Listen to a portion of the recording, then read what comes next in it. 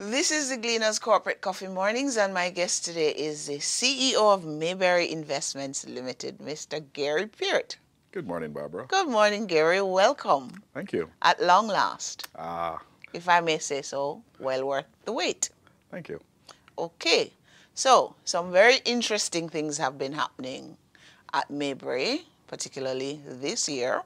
One of them I learned about, but I think that most people don't know about it. I hear you are ranked the best place for people to work. Employee satisfaction. Yes, Yes. How yes. did you do that? Boy, it's just about being a family.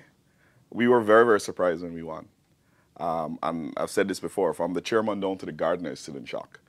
But I think what has happened is there are times that as a company you go through a rough patch and you realize that financial reward is just not everything for the employees.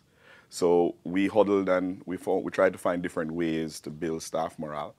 And we have a plethora of activities and stuff that we do, which obviously redounded to the satisfaction of the employees.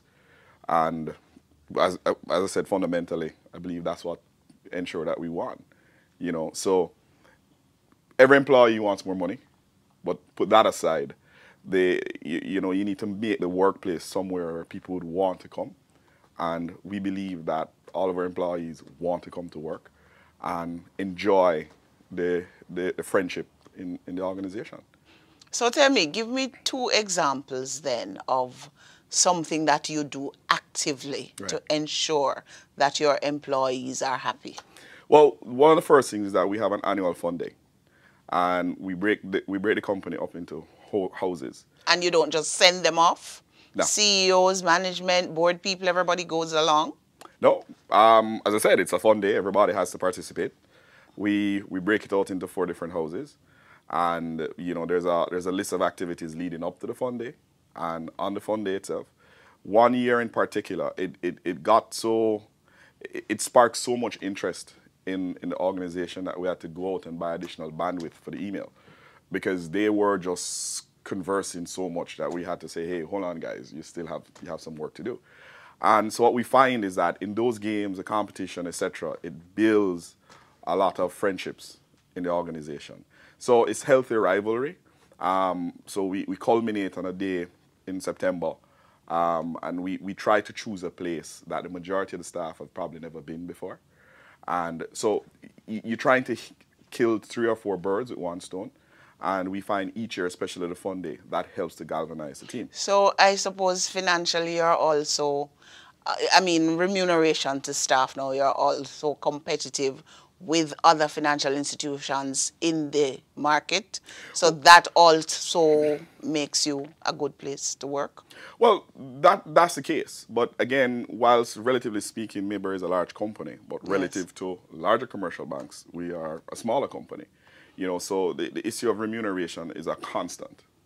But you can't, again, one of the things we have found is that even if a fair salary or even a very high salary sometimes is not what an employee wants.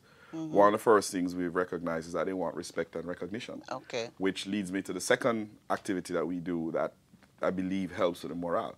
Yes. In a tough year, we created what is called the CEO Award.